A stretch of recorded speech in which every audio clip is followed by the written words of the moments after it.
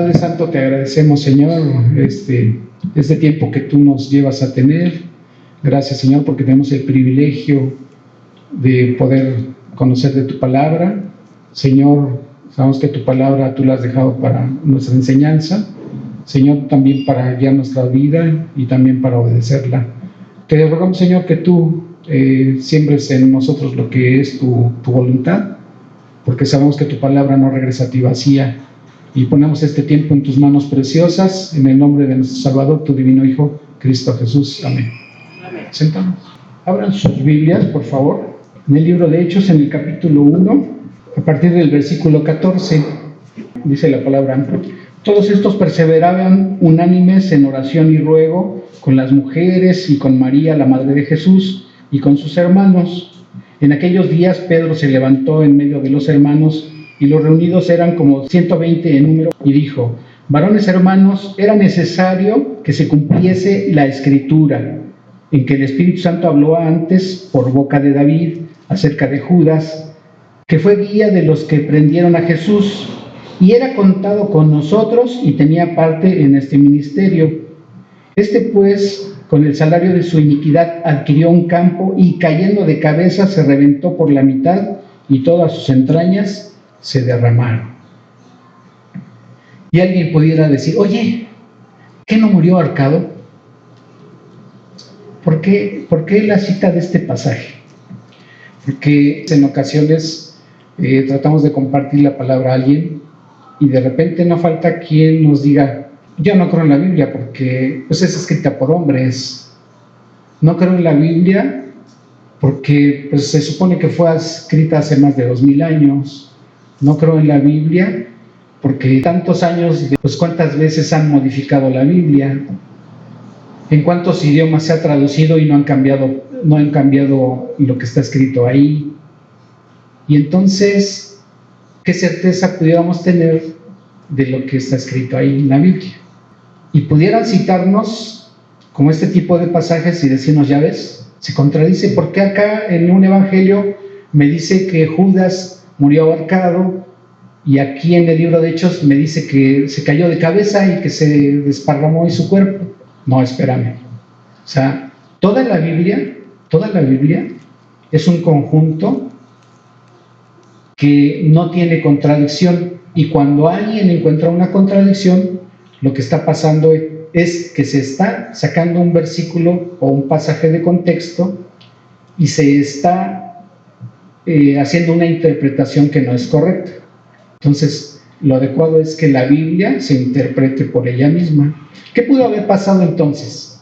Bueno, fíjate que Judas, por lo que había hecho, se sintió culpable.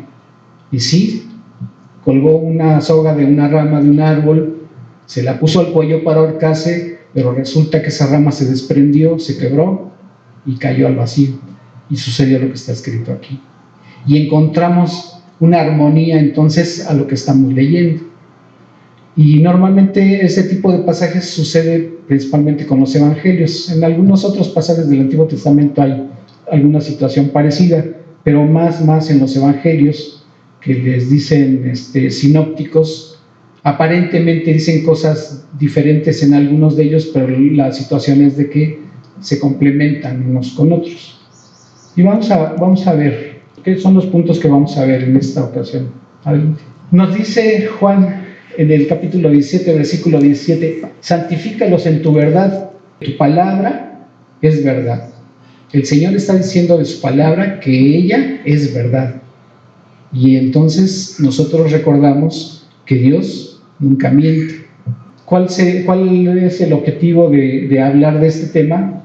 Primero, confirmar que la Biblia sí es palabra inspirada de parte de Dios y que permanece para siempre.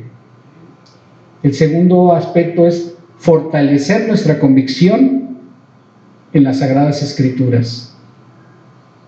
¿Por qué es necesario que tengamos estos dos puntos aparte del que sigue? Porque nuestra fe está fundada en la palabra de Dios, y si no tenemos certeza de que la palabra de Dios es verdadera y que viene de parte de Dios, entonces nuestra creencia en lo que dice ahí andaría divagando, ¿sí? Nosotros debemos tener una fe fortalecida, pero en la palabra misma, porque ella es inamovible y ya el Señor nos dice que permanece para siempre. Y de acuerdo a ello, derivamos de que podemos vivir los principios que están escritos ahí y además podemos con toda seguridad y confianza compartirla con otras personas. Que esos son algunos puntos que estaríamos tocando. ¿Qué significa la palabra Biblia? ¿En qué idioma y en qué tiempo se escribió? ¿Quiénes la escribieron? ¿Qué tipo de ataques ha sufrido la Biblia desde que ésta empezó a ser plasmada? ¿A qué se refiere el canon bíblico? ¿Y qué evidencias podemos tener de lo que está escrito ahí? Bien, ¿qué significa la palabra Biblia? O sea, viene de ese término griego que quiere decir un grupo de libros o libros. Y esa palabra se adoptó para aplicarla a ese grupo de textos que reunieran unas características que las personas que se encargaban de ello tenían que estar percibiendo que verdaderamente pudiera ser palabra inspirada por Dios, porque en ese tiempo surgieron otro tipo de escritos y luego de repente por ahí empezamos a escuchar, ¿verdad?, que el Evangelio de Judas y que no sé qué tantas cosas, ¿no? Y empiezan a aparecer por ahí diferentes escritos y supuestamente han encontrado contemporáneos a los evangelios o a los escritos bíblicos y dicen, ya ves, hay otras cosas que no incluyeron en la Biblia. Pero entonces, ¿a qué se refiere esto, no? ¿Tendríamos la certeza de que sí o que no? Lo vamos a ver. Esa palabra, como dice ahí, comenzó a utilizarse a fines del siglo IV, que más o menos sería alrededor de los años 300 en adelante de esta era.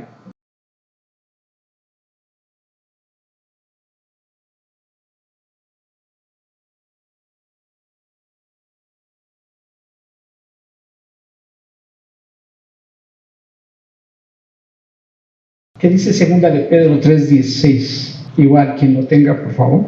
Casi todas sus epístolas, hablando en ellas de estas cosas, entre las cuales hay algunas difíciles de entender, las cuales los indoctos e inconstantes tuercen, como también las otras escrituras, para su propia perdición. Ok, que es parte de lo que comentábamos hace un momento, ¿verdad?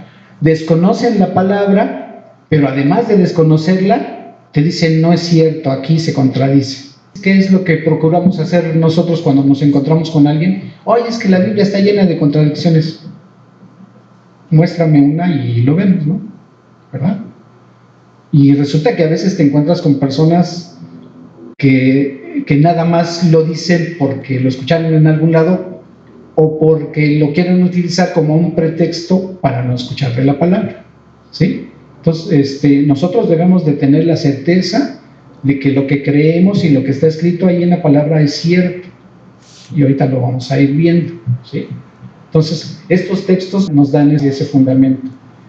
¿Qué nos dice 2 de Timoteo 3:14 al 15? Pero persiste tú en lo que has aprendido y te persuadiste, sabiendo de quién has aprendido, y que desde la niñez has sabido las sagradas escrituras, las cuales te pueden hacer sabio para la salvación por la fe que es en Cristo Jesús. Y el versículo 16. Toda la escritura es inspirada por Dios y útil para enseñar, para redarguir, para corregir, para instruir en justicia. Que ese versículo ya lo habíamos visto en la prédica anterior, ¿verdad? Entonces, está hablando en el versículo 15 de que se hace referencia a las sagradas escrituras. Y aquí el 16 así empieza toda la escritura, ¿verdad? Entonces, está haciendo referencia a la Biblia. Y luego dice que también se le conoce como palabra de Dios. Vamos a ver qué dice Hebreos 4:12. Igual, quien lo tenga, por favor. Porque la palabra de Dios es viva y eficaz, y más cortante que toda espada de dos filos, y penetra hasta partir el alma y el espíritu, las coyunturas y los tuétanos, y discierne los pensamientos y las intenciones del corazón. Fíjense, ahí hay una característica que nos dice la palabra. Otra vez, vuelve despacito, por favor. porque la palabra de Dios es viva y eficaz. Hasta ahí. Nos dice que la palabra de Dios es viva y eficaz. O sea, no solamente que está vigente, porque también hay personas que nos encontramos y nos dicen, no, pues eso fue escrito hace 2000 años, eso es para esas personas que vivieron en ese tiempo, ahorita ya es otra cosa, ya son otras costumbres, otras ideas, otras maneras de ver la vida, y entonces eso ya no aplica. Pero aquí la palabra nos está diciendo que es viva, y si está viva quiere decir que está vigente, pero además dice de que está vigente es eficaz, nos dice la palabra, ¿verdad? Y ahorita viene a mi mente, por ejemplo, allá en el Evangelio de Mateo, en el capítulo 4, cuando el Señor Jesucristo es tentado por Satanás, ¿sí? Fíjense que quien conoce también las Escrituras es Satanás. Él sabe lo que está escrito ahí, y también llegan a tener ataques de parte del enemigo, que en este caso es él.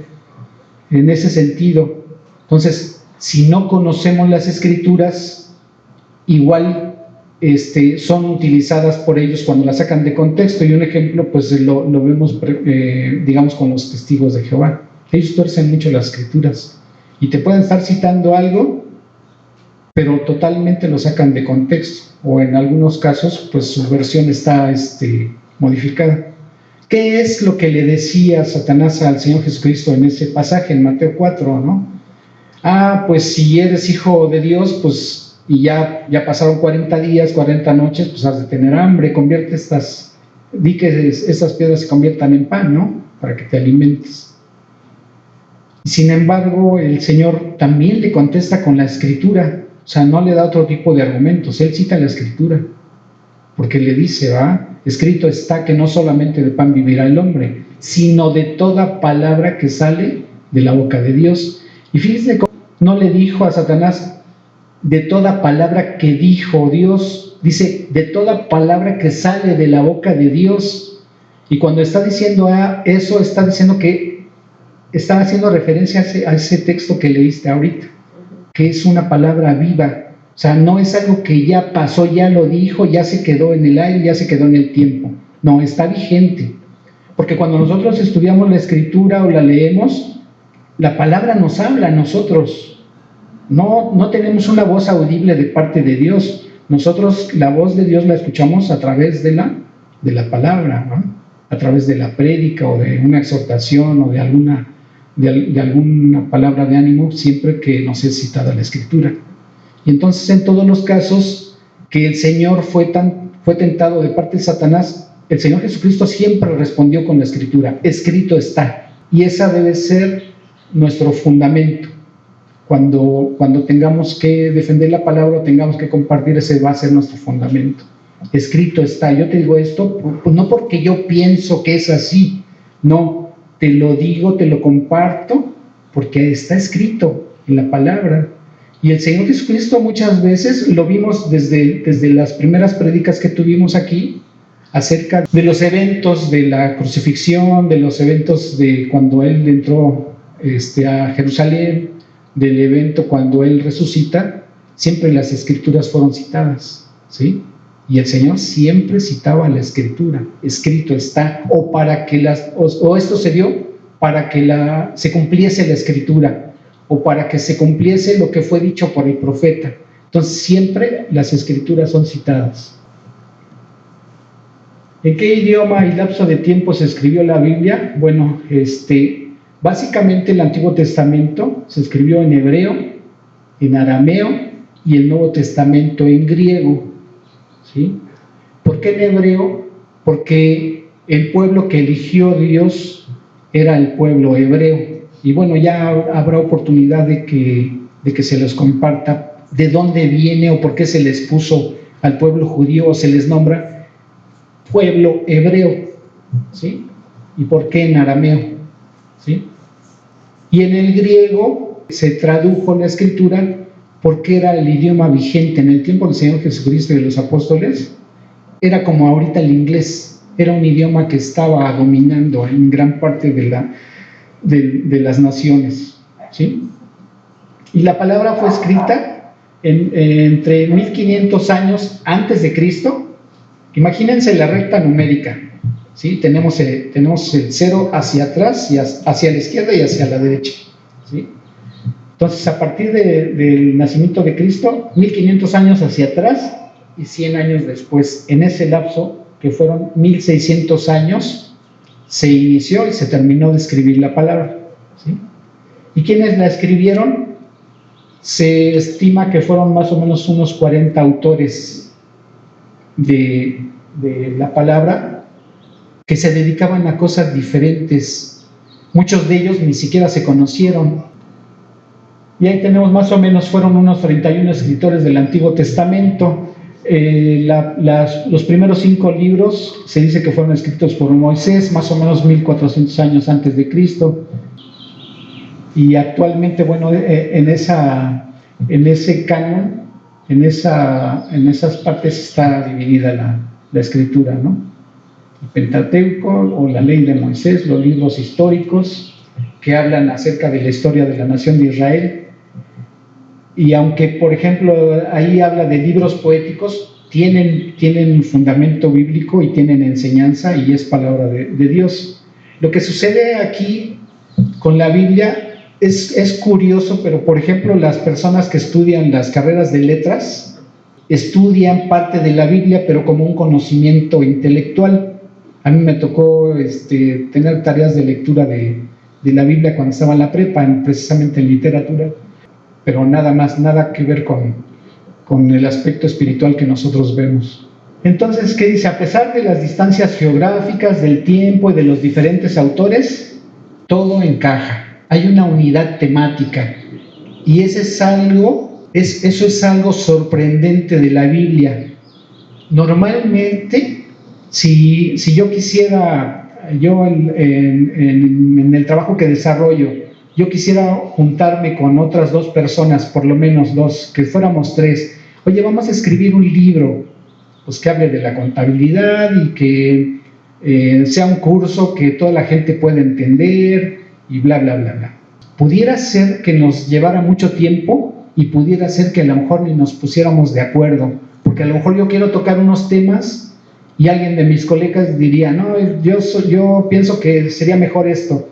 O a lo mejor ni siquiera para empezar, decir, yo quiero empezar con este tema.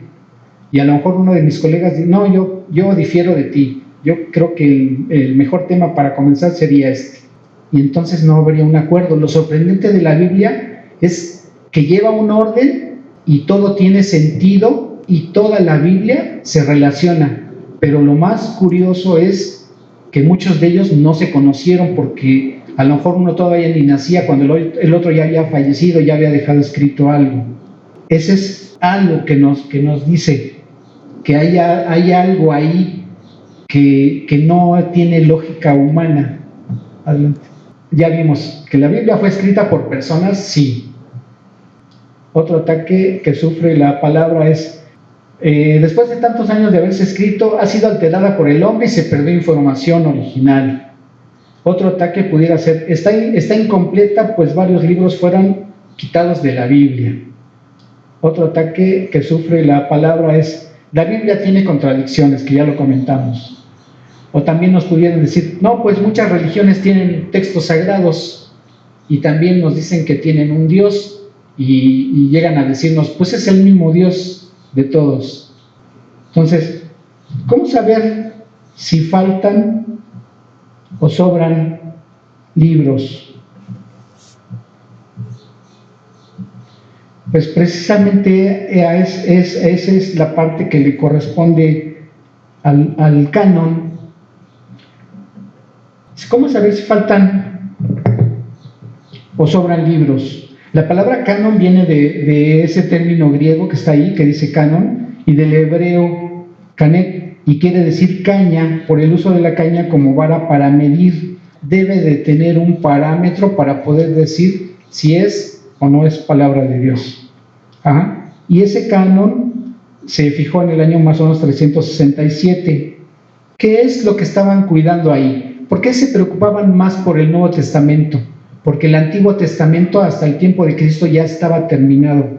El Señor dejó de hablar a la nación de Israel 400 años hasta antes de la llegada de Cristo. Dios ya no les hablaba. pero ya tenían las escrituras hasta el último libro, que fue el de Malaquías, un profeta menor, ¿sí?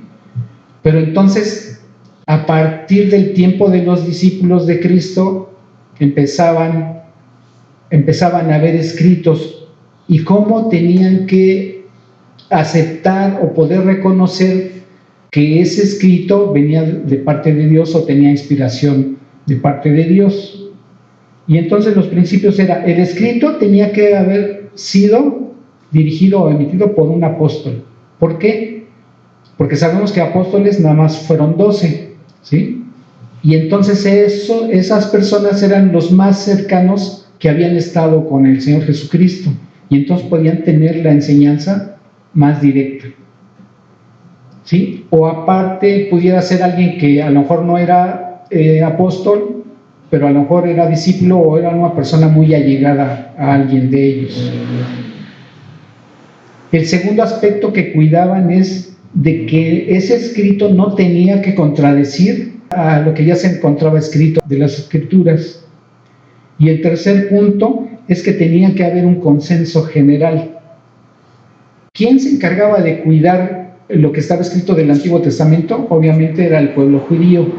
¿Y quién principalmente se estaba encargando de cuidar ese canon por parte del Nuevo Testamento que se empezaba a formar? Era la iglesia que acababa de nacer. ¿Y qué es lo que incorporaban como texto sagrado? Principalmente eran las cartas que dirigían los apóstoles o los escritores del Nuevo Testamento. Siempre había una palabra de enseñanza o de exhortación, y normalmente lo que veían en esos escritos era que esas cartas tenían autoridad, que era algo que reconocía la gente cuando les predicaba el Señor Jesucristo, porque siempre observaban y decían, Él nos habla como alguien que tiene autoridad, no como los escribas y los fariseos. O sea, siempre su palabra iba con autoridad.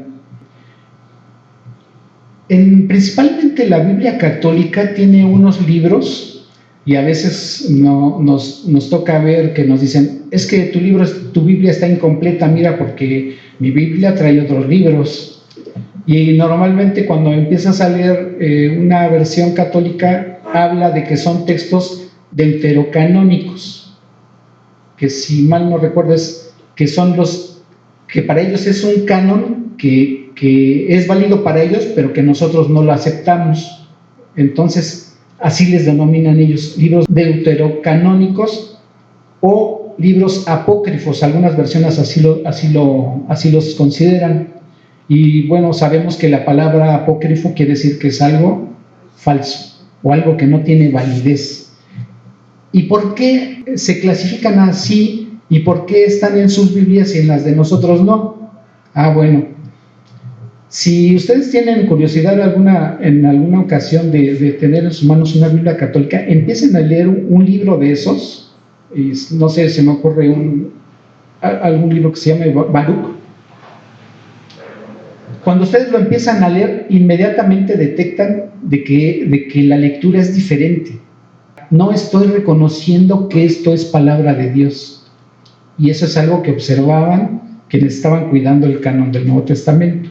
Entonces, por eso esos libros no están incluidos en las versiones cristianas o protestantes, dicen algunos, ¿sí? Para que no nos sorprendan de que nos salgan con ese argumento, no, tu Biblia está incompleta. No es eso. Y me viene ahorita a la mente el pasaje donde dice el Señor Jesucristo, está en el Evangelio de Juan, mis ovejas oyen mi voz y yo las conozco y ellas me siguen. Mis ovejas oyen mi voz, ¿sí? En la Biblia, en la misma Biblia, en los registros de historia, la arqueología y aún la ciencia, de parte de cada uno de estas áreas, podemos tener respuestas a los cuestionamientos que se hacen cuando dicen que no es palabra de Dios. Y ahorita vamos a ver por qué. ¿Qué dice la Biblia de ella misma cuando las personas nos dicen, no, es que fue escrita por hombres? ¿Qué nos dice Isaías 40, del versículo 5 al 8? Quien lo tenga, por favor. Isaías 40, versículo 8. Sécase la hierba, marchitarse la flor. La palabra del Dios nuestro permanece para siempre. Entonces, ¿qué está diciendo Dios aquí? Al principio, el primer versículo dice que Jehová estaba hablando y él compara la vida de la hierba o de una flor con la vida que tiene el hombre. Así de efímera es la vida que dura, que tiene el hombre. ¿Cuántos años puede durar cuando mucho una persona? ¿Qué les gusta? ¿90 años? ¿100? ¿110? ¿120 años? Para Dios ese tiempo es muy efímero. Y entonces ese es el lapso que tendría la persona, no permanece. Y sin embargo su palabra dice que permanece para siempre. Pero vamos a ver qué dice Mateo 24:35. Fíjense, ya habló el Señor de lo que dura la vida de una persona, pero aquí está hablando de la tierra. Muchos científicos dicen, no, pues la tierra tiene miles de millones de años y a lo mejor todavía va a durar otros miles de años. Pues dice el Señor, la tierra pasará, pero mis palabras no. ¿Sí? ¿Y qué dice el Salmo 119, versículo 89? Igual quien lo tenga, por favor. Para siempre, oh Jehová, permanece tu palabra en los cielos. Entonces, ¿cuánto va a durar lo que está escrito? Para siempre. Siempre va a estar ahí. Y segunda de Pedro 1, 19 al 21. Igual, quien lo tenga, por favor. Segunda de Pedro, capítulo 1, versículos 19 al 21. Tenemos también la palabra profética más segura, a la cual hacéis bien en estar atentos como a una antorcha que alumbra un lugar oscuro, hasta que el día esclarezca y el lucero de la mañana salga en vuestros corazones. Fíjense, dice, pero tenemos también la palabra profética más segura. O sea, no hay otro escrito más seguro, más fiel, más verdadero que lo que está escrito ahí. Ajá. Hasta el 21, por favor. Entendiendo primero esto, que ninguna profecía de la Escritura es de interpretación privada, porque nunca la profecía fue traída por voluntad humana, sino que los santos hombres de Dios hablaron siendo inspirados por el Espíritu Santo. Ok, y ahí llegamos al versículo clave. Dice que la palabra profética nunca fue traída por voluntad humana, sino que es... Los santos hombres de Dios hablaron siendo inspirados por el Espíritu Santo. Ok. ¿Qué es una característica que vemos en cualquier libro? El libro que quieran, si traen uno, sáquenlo. ¿Qué es lo primero que vamos a encontrar ahí a un lado del título? El autor. El autor. ¿Y siempre quién van a decir que lo escribió? Pues la persona que físicamente lo escribió, ¿verdad? Pero sin embargo, ustedes vean la Biblia.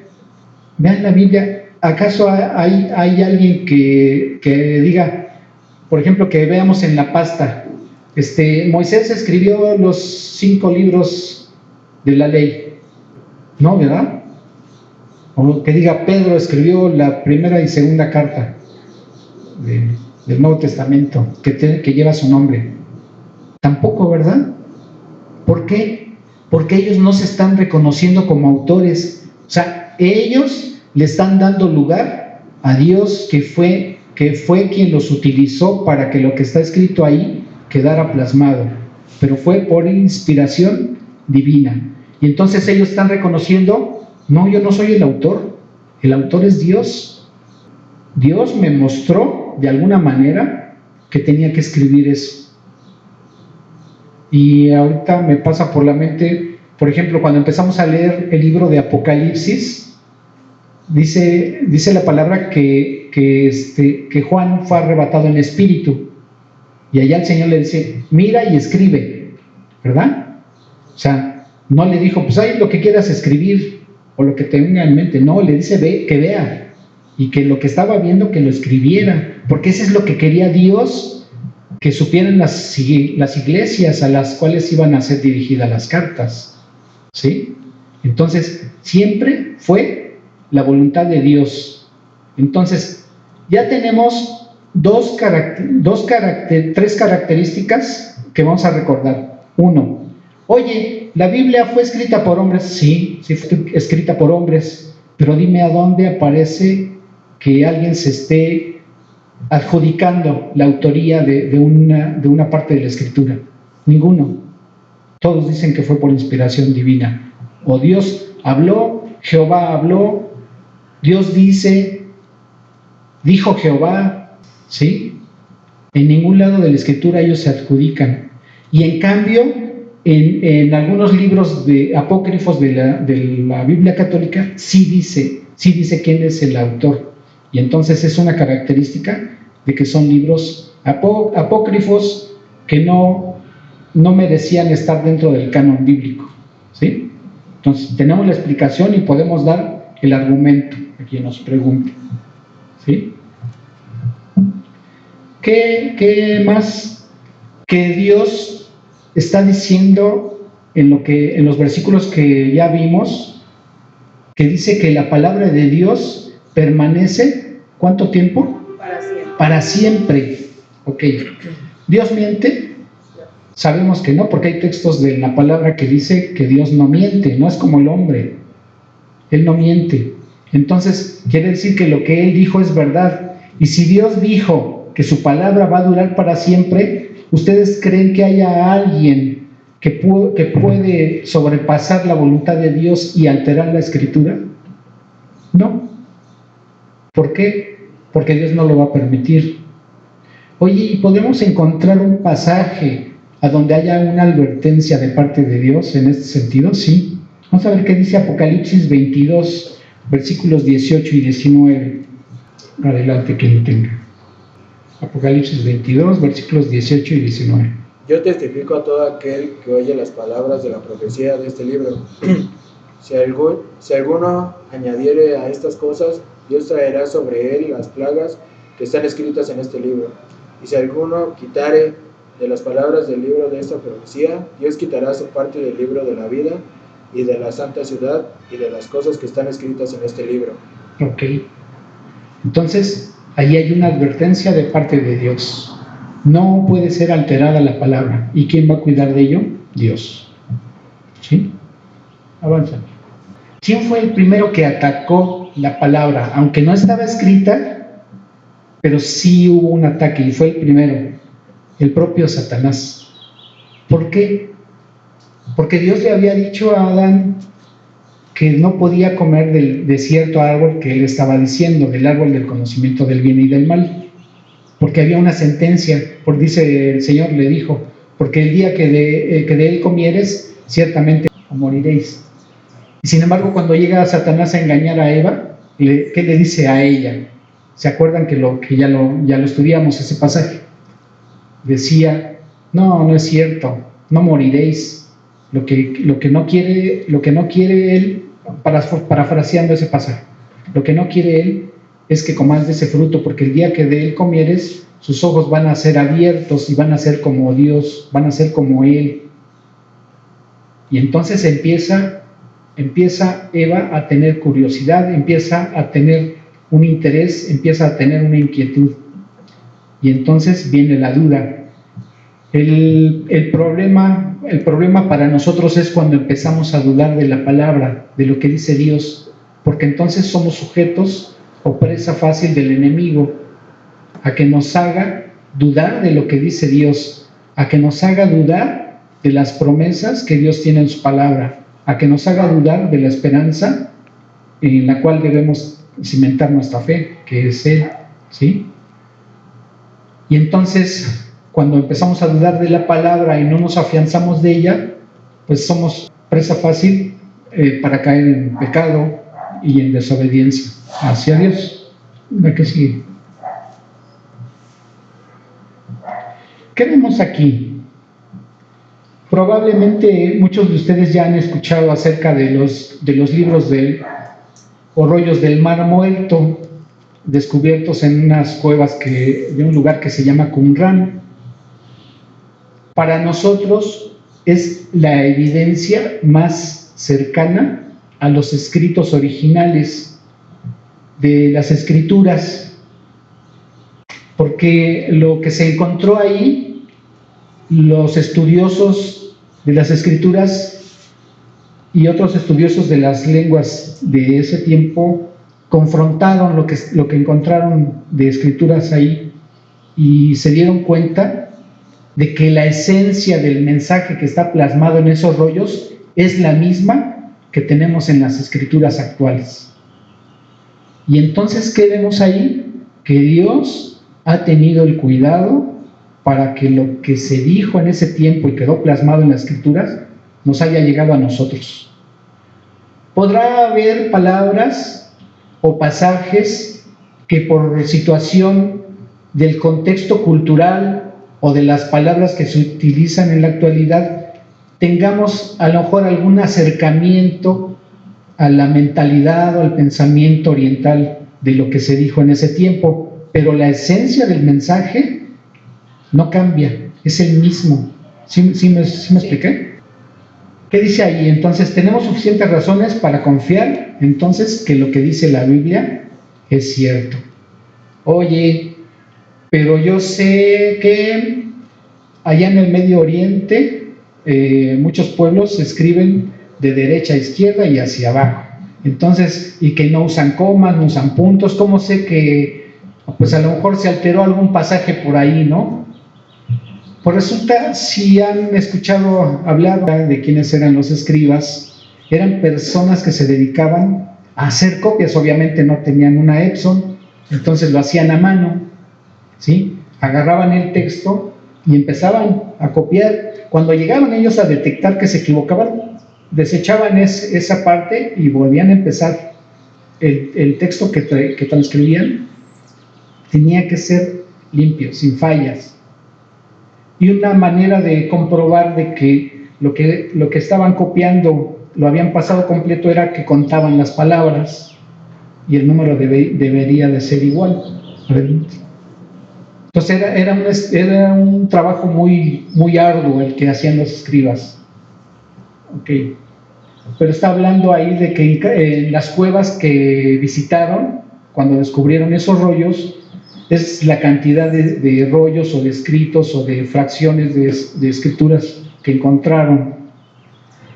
Y vemos, por ejemplo, que no alcanzo a leer ahí, dice en la cueva 4, entre 1951 y 1965 se descubrieron más de 15,000 fragmentos pertenecientes a 550 manuscritos, de los cuales 100 de ellos son reproducciones del Antiguo Testamento. Entonces, ¿qué encontraron? Lo que tenemos. ¿Qué otra referencia pudiéramos tener si no se hubieran encontrado esos manuscritos, esos rollos del Mar Muerto? Se habla de que a principios de la iglesia, a quienes se encargaron de difundirlas se les llama padres, los padres de la iglesia. Entonces ellos hacían citas de las escrituras. Entonces, si no hubiera esos manuscritos, se podría rearmar de alguna manera gran parte de las escrituras a través de las referencias o las citas que hacían ellos. Okay. Miren, por ejemplo, en el papiro número 66 que se encontró en Egipto, contiene, dice 14 capítulos del Evangelio de Juan y están fechados hacia el año 200, o sea, muy cercano al tiempo del Señor Jesucristo.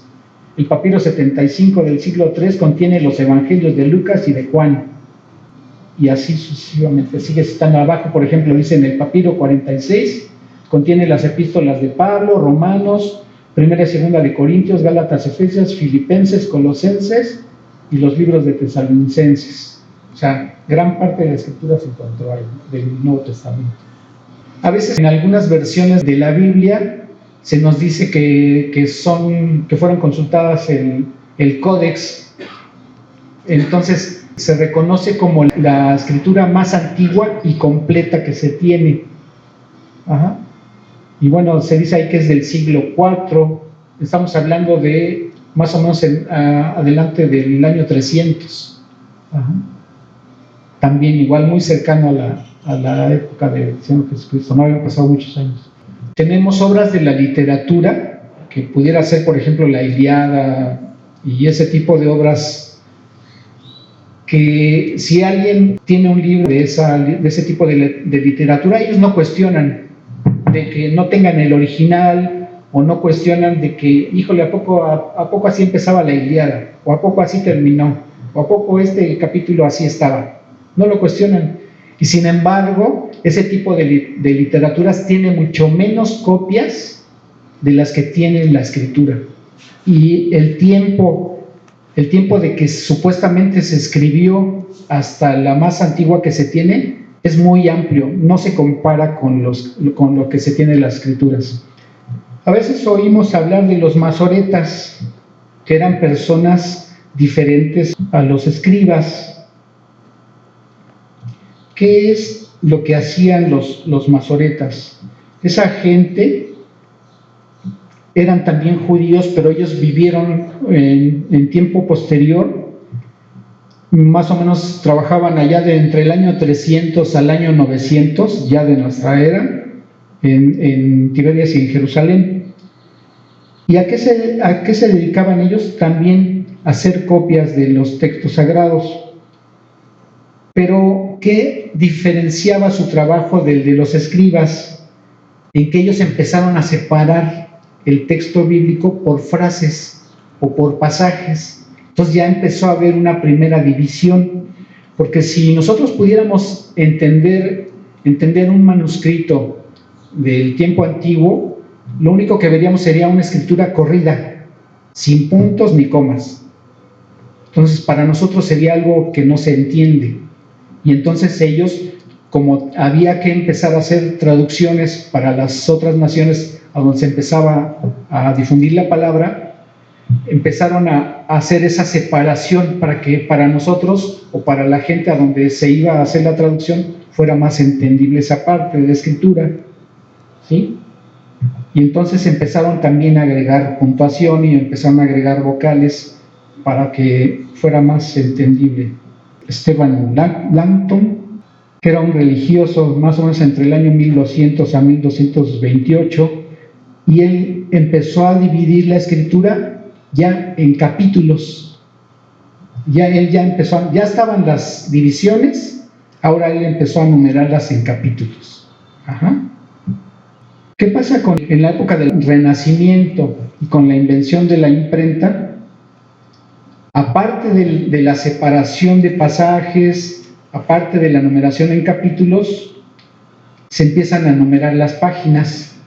Y eso lo pudiéramos ver en la Biblia de Gutenberg. Si a alguien le interesa, en internet puedes bajar o puedes consultar esa versión. Es de libre acceso, pero ahí está.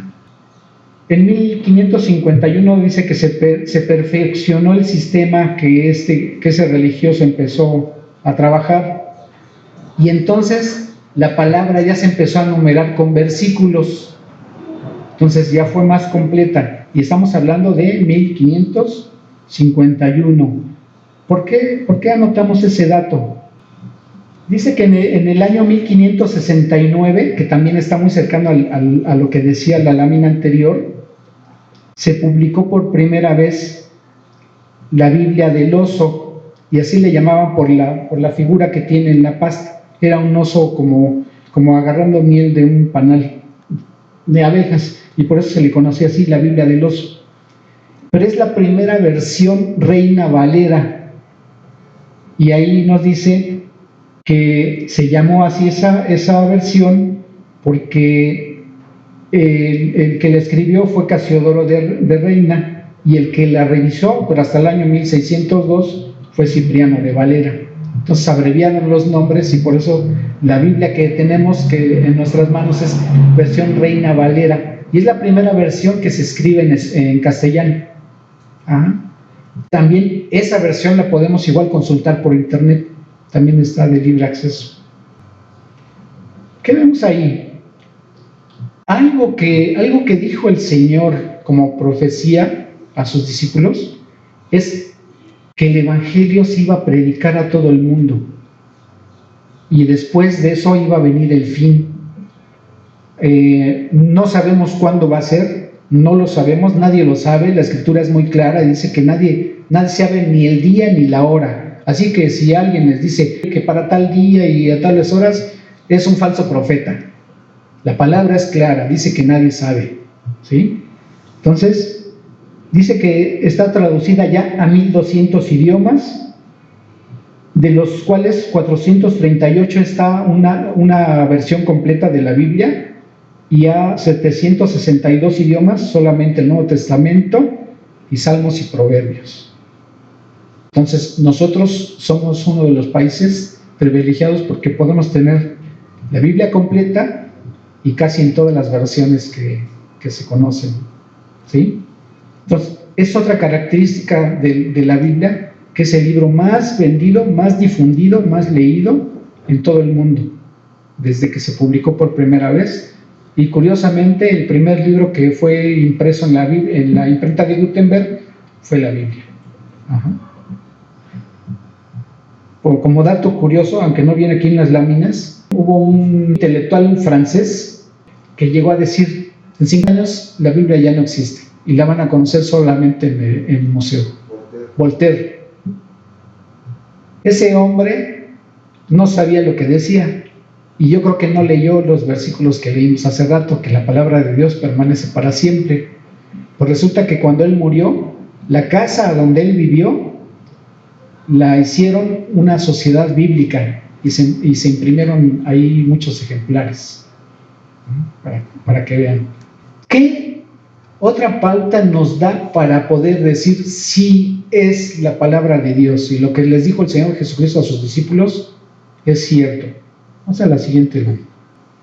Si lo que el Señor Jesucristo le dijo a sus discípulos hubiera sido mentira, ¿ustedes creen que ese grupo de pescadores o de campesinos o de médicos o de cobradores de impuestos que le siguieron hubieran sido capaces de poner en riesgo su vida y de predicar al mundo lo que había sido enseñado o recibido de parte del Señor hacia ellos?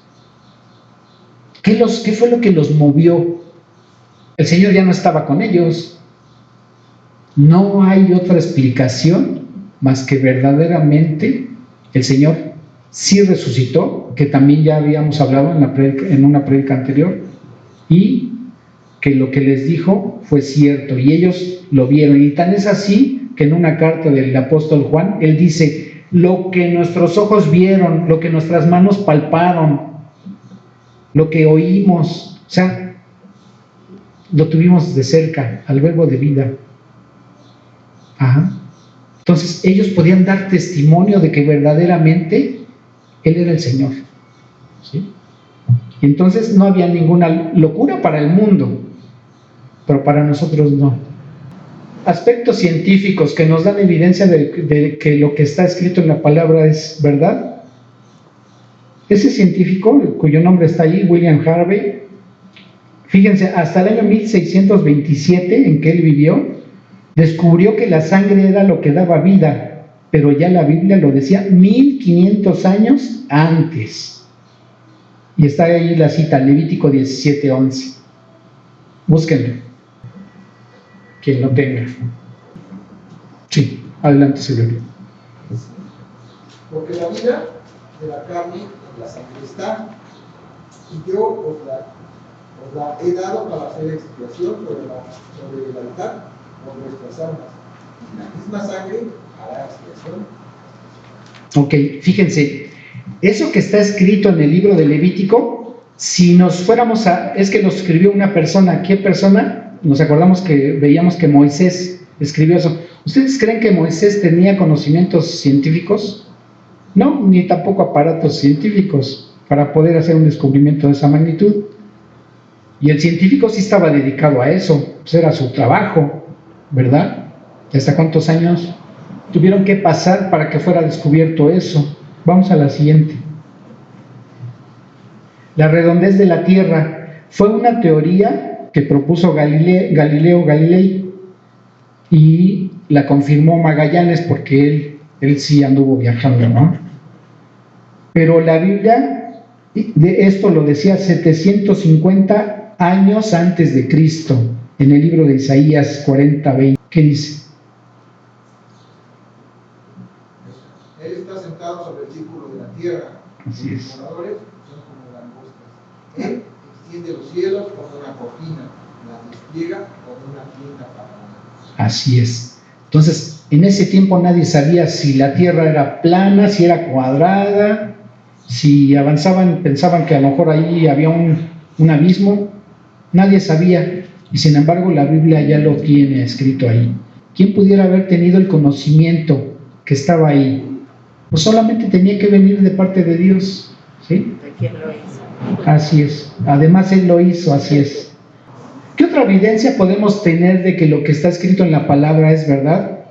Pues el cumplimiento de las profecías. Y si nos vamos a las profecías que se cumplieron en la persona de Cristo, que es el Mesías, pues ahí están algunas. Y fueron profecías que sus discípulos pudieron constatar. Ajá. Adelante. ¿Qué podemos decir que está cumpliendo la Biblia en nuestros días? ¿Qué nos dice? Aunque ahí está una palabra que refleja lo que dice el pasaje, vamos a verlos. Salmo 119, versículo 17. Igual, quien lo tenga. Quizás mira a tu siervo que viva y guarde tu palabra. Entonces, ¿qué nos pide Dios ahí? ¿Ya viste? Nos diría el Señor. ¿Ya viste que lo que te estoy diciendo es cierto? Y entonces, ¿qué te toca a ti? Creerla. Y aparte de creerla, ¿qué te toca? Obedecerla. Para eso está escrita la Biblia, para obedecerla, porque es de parte de nuestro Creador. El Salmo 119, 25, ¿qué nos dice? Abatida hasta el polvo está mi alma, vivifícame según tu palabra. Fíjense, aquí nos da palabras de aliento. Abatida está mi alma. Ajá. Entonces, no solamente el Señor nos pide que le obedezcamos, Él también nos da palabra de aliento, nos da palabra de ánimo, nos da palabra de consuelo, nos da palabra de fortaleza, nos da promesas. El 119, versículo 28. Se deshace mi alma de ansiedad, susténtame según tu palabra. Entonces, ¿a dónde vamos a encontrar sustento? Pues en la misma palabra, el versículo 42 de ese mismo 119. Y daré por respuesta a mi avergonzador, que en tu palabra he confiado. Ahí habla el que escribió ese salmo, que verdaderamente encontró que podía confiar en lo que tenía en sus manos escrito, de parte de Dios. El 119, 67. Antes que fuera yo juzgado, descarriado en campo. Entonces nos corrige. El 133 de ese mismo capítulo. Y luego el 169. Ordena mis pasos con tu palabra, y ninguna iniquidad se enseñorece de mí. Y me acuerdo ahorita de un salmo, ¿verdad? Que dice, ¿con qué limpiará el joven su camino? Con guardar su palabra, ¿no? El 169. Llegue mi clamor delante de ti, oh Jehová, dame entendimiento conforme a tu palabra. Y nos regresamos al versículo 160. La suma de tu palabra es verdad y eterno es todo juicio de tu justicia. Fíjense que cuando dice la suma, está diciendo toda la palabra. Entonces, todo lo que está escrito en la palabra es verdad. No hay fábulas, no hay imaginaciones. Obviamente el Señor hizo uso de parábolas y demás, pero lo que está escrito lo estaba diciendo para llevar a una verdad espiritual. Entonces, todo lo que está escrito es verdad. ¿De qué podemos concluir con lo que vimos hoy? Primero, que la Biblia sí es la palabra de Dios, porque tenemos evidencia que está en la propia Biblia. Tenemos evidencia que se puede ver a lo largo de la historia. Han salido versiones que cambian el lenguaje, pero la esencia del mensaje ahí está, ahí permanece. Que fue inspirada por Dios, porque tenemos evidencia de que aunque los escritores, que fueron como 40, aunque muchos no se conocieron, ni vivieron en el mismo tiempo, ni eran del mismo lugar, todo quedaba ligado, todo lo que escribieron quedaba ligado. Hay una unidad temática. La otra, que ¿quién es el único que pudo hacer que la palabra se haya conservado? Es Dios. ¿Por qué? Porque ha sufrido ataques como ningún otro libro, o más bien ningún libro ha sido atacado como lo ha sido la Biblia. Ha sido quemada en muchos lugares, ha sido prohibida, ha sido tratada de cambiar y no lo han logrado. ¿Por qué? Porque el Señor la preserva. Y otra característica es que la palabra tiene un efecto transformador en la vida de las personas. ¿Qué evidencia mayor podríamos decir si no los que estamos aquí? ¿Ah? Es el ejemplo. Oye, ¿cómo sabes que, mírame, Dios me cambió? ¿No? No soy perfecto, sí. No digo que ya no peco porque sería mentiroso, pero mi vida ya no es igual que antes de conocer al Señor. ¿Sí? Y entonces volvemos a regresar al versículo 17 del capítulo 17 de Juan. Tu palabra es verdad. Entonces, si la Biblia es la verdad divina, ¿qué debemos hacer? 1, estudiarla porque es palabra de Dios.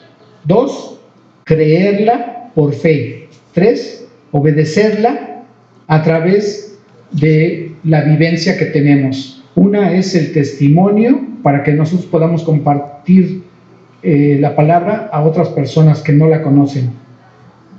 Ajá. Y esa sería la conclusión de este tema. Y podemos agradecerle al Señor entonces. Vamos a orar. Padre Santo, Señor, te agradecemos porque tu palabra es viva y eficaz. Señor, sabemos que tu palabra jamás regresa a ti vacía. Te rogamos, Señor, que la semilla de tu palabra que ha sido sembrada hoy en nosotros, Señor, con el entendimiento que tú nos das, produzca frutos, Señor. Que produzca frutos para que sean para tu honra y tu gloria, Señor. Lo que nosotros produces es del querer, el hacer tu voluntad, Señor, pues porque tú así has manifestado en nosotros por tu amor sublime, tan grande, Señor, tan maravilloso, al grado de haber puesto tu vida, Señor Jesucristo, de por medio para librarnos de una condenación eterna de la que nosotros no podíamos librarnos. Señor, porque no tenemos ningún mérito, te agradecemos y reconocemos, Señor, que el cambio que ha operado en nosotros es por gracia tuya, Señor, por tu buena voluntad, por tu dirección, por tus cuidados, por tu provisión, por tu amor tan maravilloso, Señor. Te agradecemos todo. La honra y la gloria para ti, Señor, por los siglos de los siglos. Amén.